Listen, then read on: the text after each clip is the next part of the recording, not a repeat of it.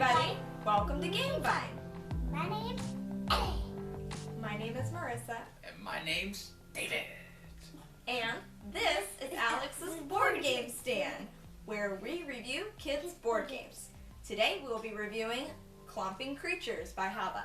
And this game is all about critters, and if your kid likes to imagine themselves as an animal, then they're going to take to this game immediately. What are you trying to do exactly in this game, Marissa?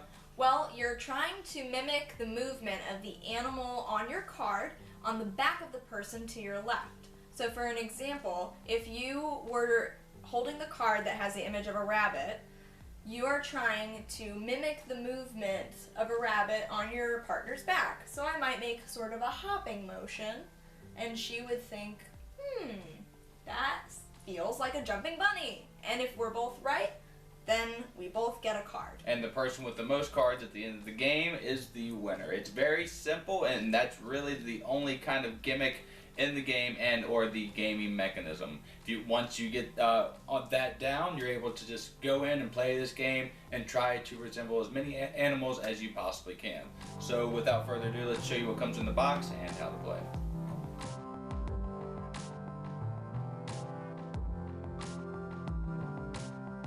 Okay, so here's what comes in the box of Clomping Creatures. It's very simple. You have two different decks. One that's going to make up the board, which I'm going to show you how that happens in a second, and one deck that you're going to be drawing from, and this is the one that's going to provide the animal for you to actually start to guess and or portray. Then you have one of these little snake wooden components here. It's very familiar. This actually comes in the game of an animal upon animal. It also makes an appearance here. Then you have the puzzle board, which is only made out of two pieces. You kind of put together like that, and then you're going to be putting the cards out from the board, and then it's going to make up the actual playing board. So with that being said, let me show you how that happens. And here we have the game set up. You can see the flowers in the background. They also have those on the map. It helps you kind of line them up here. Essentially, you have the critters all in this kind of traffic jam around this roundabout, and you need to get the critters going to where they need to go. That's the theme. But essentially, all you're doing on your turn is taking this little snake bit and putting it into one of these rows, and that is going to matter when you draw this card here, because you're going to be drawing one card, and this is the creature you're going to be portraying on your other player's back using your hand. So we have the lion here, which means you see the blue flowers in the background. You're going to be placing it in this row. Now this gives the other player a hint on, okay, well, these 6 critters, I'm going to be guessing from that. Then you take your hands and you have the other player turn around and you do whatever you have to do using your hands in order to help the other player guess the card right.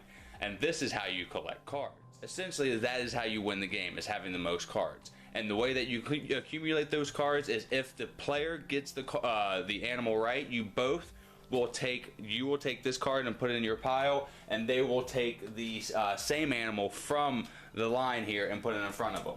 But if the player gets it wrong, well, then you just pass and go on to the next player. Let me give you an example. Go ahead, Alex and Marissa, and show them how this works. So how do you accumulate these cards? Well, you have to mimic an animal's footprints on the other person's back. Alex, would you like to demonstrate your card for us right now? Wait a minute. Are you using a stuffed animal? You're supposed to use your hands. That's not the way you do it. Okay, we'll show you the right way, using your hands. A monkey? Very good. Oh. Okay. Ooh, is that a bunny? No. Ah, bummer. It was a frog. Very, very close. Another hopping animal tripped me up. And that is how it's done. You'll continue this process, drawing cards from here and starting to eliminate some creatures by putting them in your score pile. And once it gets to a certain point, if there are only 2 animals in one position, you're basically going to condense them down so that you have more than 2 animals, and it's easy that way. So that's why they want you to condense them down. You'll continue this process until this deck right here depletes. Once that happens, all the players will count up their cards, and that is how you play Clomping Critters. You can make the game a little harder by taking this little snake bit out and just saying, okay, well, I'm doing one of the 20 creatures that are out here on the board. That's for a more advanced play, but for the younger kids, I like the little snake bit. I think it does keep it to a limited amount of guessing and allows for younger players to get into this game a little easier. But of course, if you have older kids, yeah, take this little snake bit out and go for the free-for-all. So now that you know how to play, let's give this game a grade and tell you what we think. So that is how you play Clomping Critters, and as we always do, we're going to give this game a grade, and it's going to go as follows: a check minus being a bad game, just a poo-poo manure type game, and a check being a good to okay game, and a check plus being a great game. You just have to go out there and add to your collection. So with that being said, what are you going to give this game, kiddo? Check. Plus. Oh, all the pluses. So why do you like this game so much? Because it has animals, Yeah. and I get a good massage. You get a good massage. Yeah. And what else, kiddo? Anything else you want to add to that? Well, nothing. Yeah, nothing. And how about you? What are you going to be giving this game? I would absolutely agree with Alex's rating of a check plus. Mm-hmm. This game is so accessible for the whole family. It Yep. doesn't matter if you're a little tiny tyke about 3 or if you're a parent. You can still have fun with this game, and it's easy to catch on to, especially fun when kids have learned their animals. Yep, it does. As Haba always does, it has some kind of educational aspect to it, and it allows kids to kind of figure out, well, let's see how these animals move, and it'll evolve over time. So yes, it is incredibly accessible, and it's also language independent. So really all you have to know is a picture of an animal, and any kiddo and adult will be able to do that and try to resemble those animals.